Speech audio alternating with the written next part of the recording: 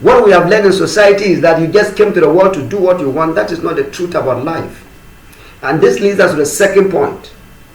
The second point, the Bible said it this way. Okay.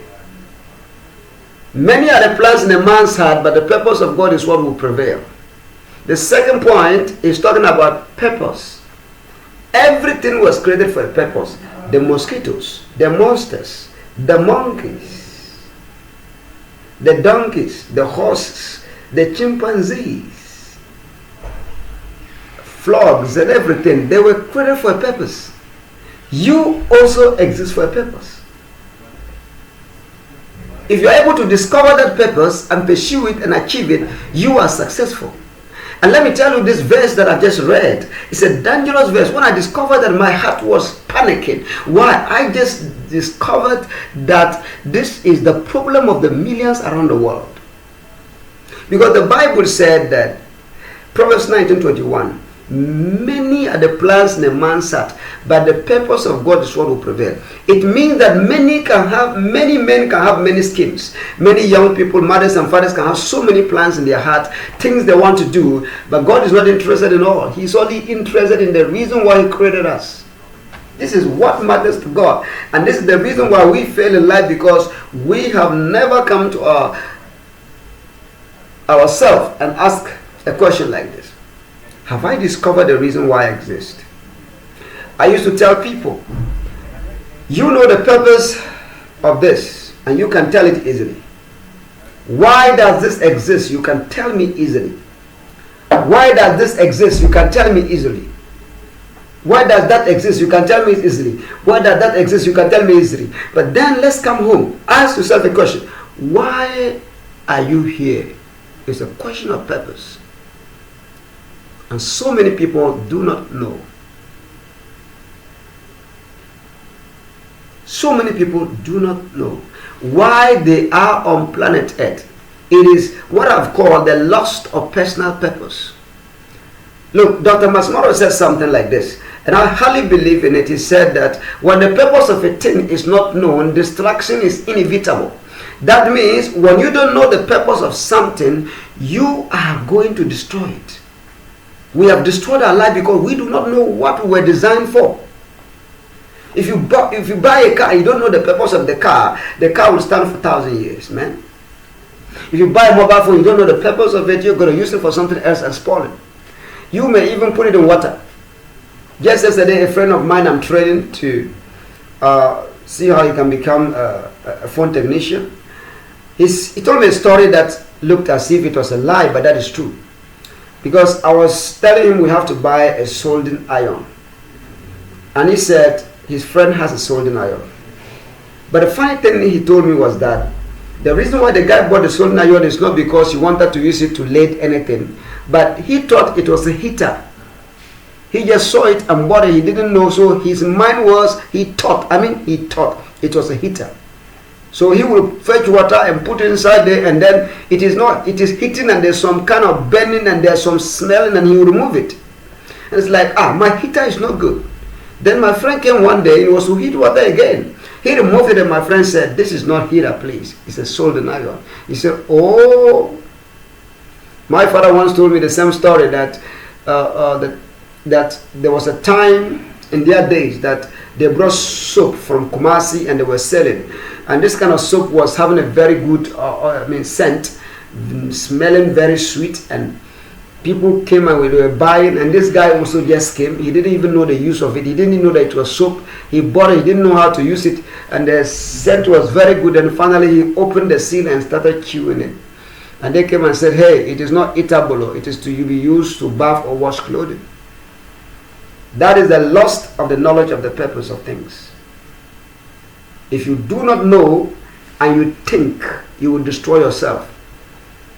Knowledge of your purpose helps you to live a life that is full of meaning and fulfillment.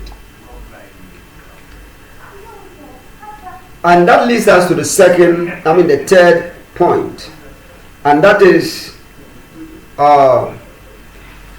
the principle of vision. The Bible said in the book of Proverbs, chapter 28, verse 19, that without a prophetic vision, my people lose self-control. The question of vision is a very dangerous question that so many people are afraid to ask themselves. It is like this: where are you going in life? That's the question. Where are you going in life? So many people do not know where they are going in life. They have no knowledge of the direction of their life. They get up in the morning, they get food, and they are having so many things in their mind because they actually don't know what to focus on because they have no vision of the future. A life without vision is a life that is heading towards a fall. Jesus described it this way. He said, if a blind man leads a blind man, they go fall in a pit. But if he leads nobody, he's going to fall into a pit alone because he's blind. In fact, when Jesus was not talking about physical blindness, he was talking about leaders without vision. He was talking about people without vision. Look, if you do not have a vision, you are already set for destruction, and you can never become meaningful in anything.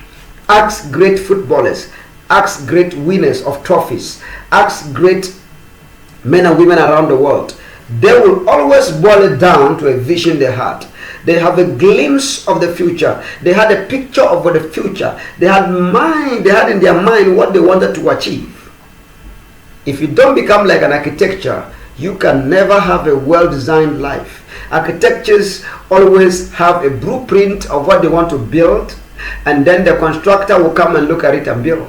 So the constructor will be looking at what the architecture has given him, and that is his vision. He will be looking at it while building the building. If you're not like that, you have no vision, your life has no direction. That's why in the Bible is full of vision. God will give vision. God will give vision because vision is the key to life. Habakkuk chapter 2, the Bible said, write the vision down, and he who runs will run with it. He didn't say just write a message, write a vision down. This is very important. You gotta be driven by vision, because life without vision is a life that has no direction, a life that has no self-control. Anybody can drive you without vision. Vision is very empowered, very important and powerful. That vision determines your friends. If you know where you are going, you know who is not going with you, and you know who is going with you. So it determines your relationship and friends. Vision even determines the wife you marry. In a world that kind of the new world we live, you gotta know who you are marrying.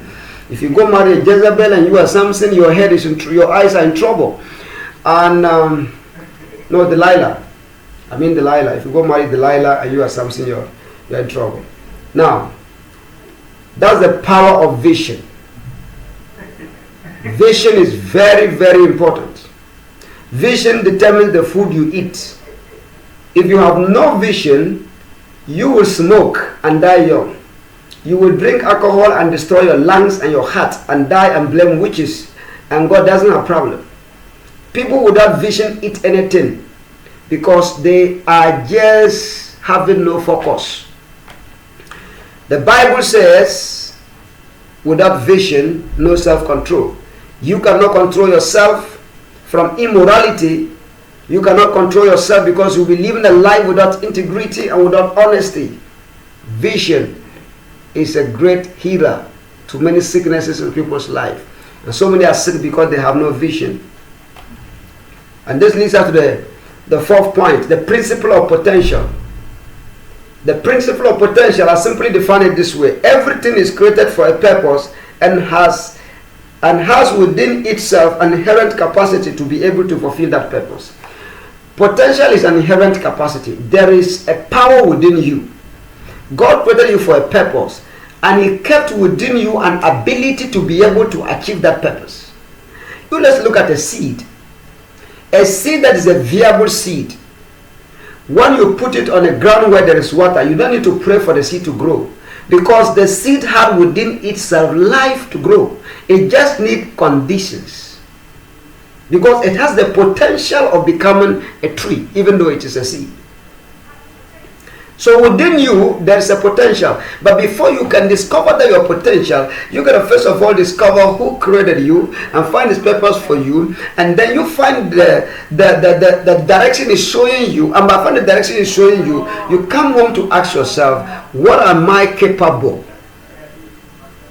of doing. That is the potential. What does it put inherently in you so that you can use it to achieve the purpose for which you exist? That is what we call potential. It takes us to the fifth point, and that is the principle of plans and goals. A person who has no plan has failure. Isud Anaba said it this way. He said proper preparation prevents poor performance. Proper preparation prevents poor performance. When you prepare properly, you prevent future poor performance. Therefore, plan is preparation. Jesus talked about it in Luke chapter 14. People who have been saying Jesus don't talk about plans, and go there and check well. Jesus talked about planning before building. You have to plan your life. How things are going to go. You gotta put things on paper.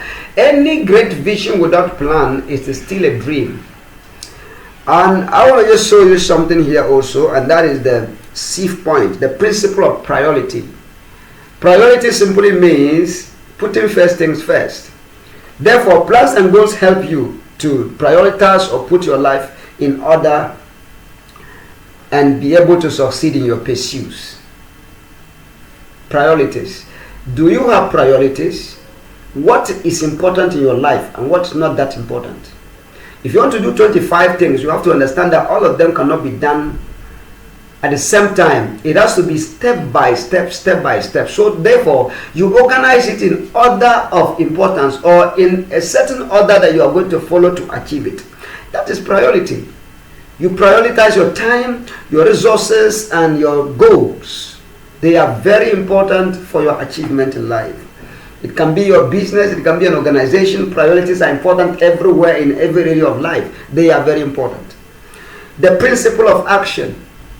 All these 6 keys I've given you, if you have all of them and you do not get out from your comfort zone, you will still have a dream on your bed. It will just be a kind of a thing in your mind. It will never materialize. Therefore, action is the greatest thing. A certain author in Ghana called Daniel Wainang, a Bimowa man from Bunkuru district, I read in his book called The Pilot, and he said something that actually triggered my emotions. He said that it is not because Africans are not actually wise, knowledgeable. They have knowledge. So many people are loaded with certificates, and I agree with that. Education is good in Africa. He said, but the problem is that Africans are not action oriented. They don't act on their plan. They don't act on what they say. They always talk. They go to school, get papers, 5, 6, 7, 8, 9, 10 degrees, but they don't take personal actions. Plans without action remains a dream. Vision without action remains a play and a joke. In fact, a purpose that is not actually pursued with the action remains a daydream. Therefore, you need to take action. I used to tell people this way: God is a God of action. If you read the book of Genesis from the verse 1